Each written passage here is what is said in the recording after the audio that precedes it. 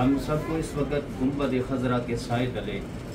12 ربیع الاول کے دن حضور علیہ السلام کی ولادت باسعادت کی خوشی کی تقریب سجانے کی توفیق رب کائنات نے عطا فرما رکھی ہے۔ آیا یہ جو میلاد شریف کی محفل کا انعقاد ہوتا ہے، ان کا کوئی سر پاؤں بھی ہے کہ نہیں؟ کیا یہ کوئی 14ویں 15ویں صدی کے علماء اور مشائخ نے اس کو ایجاد کیا یا یہ شروع سے عمل چلتا آ رہا ہے؟ تو شارح بخاری امام قسطلانی، جن کا سن وفات 923 ہجری ہے،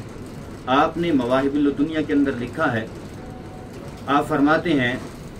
وَمِمَّا جُرِّبَ مِنْ حَاسِهِ أَنَّهُ أَمَانٌ فِي ذَلِكَ الْعَامِ وَبُشْرَى عَاجِلَةٌ بِنَيْلِ الْبُغْيَةِ وَالْمَرَامِ فرحم الله امرأ اتخذ ليالي بشهر مولده المبارك أعيادا ليكون أشد علة على من في قلبه مرض وعناد۔ شارح بخاری امام قسطلانی آپ فرماتے ہیں، لوگوں سنو، میرا یہ مجرب عمل ہے، میں نے تجربہ کیا ہے، خود مشاہدہ کیا ہے، کیا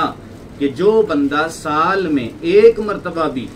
حضور علیہ السلام کی ولادت باسعادت کی خوشی کی تقریب کو سجا لیتا ہے تو خالق کائنات اس کو سارا سال امن کی خیرات عطا فرما دیتا ہے۔ اب آگے چل کے فرماتے ہیں وَبُشْرَى عَاجِلَةٌ بِنَيْلِ الْبُغْيَةِ وَالْمَرَامِ، فرماتے ہیں لوگوں، اگر تمہاری کوئی دل کی آرزو ہے، کوئی نیک مراد ہے، تمنا ہے، اگر وہ پوری نہیں ہو رہی تو تم اپنے نبی کے ذکر کی محفل سجا کے تو دیکھو۔ جو بندہ اپنے نبی کی ولادت باسعادت کی خوشی کی تقریب سجاتا ہے، رب اس کی نیک مرادوں کو پورا فرما دیتا ہے۔ سبحان اللہ۔ اور پھر آگے چل کے شارح بخاری امام قسطلانی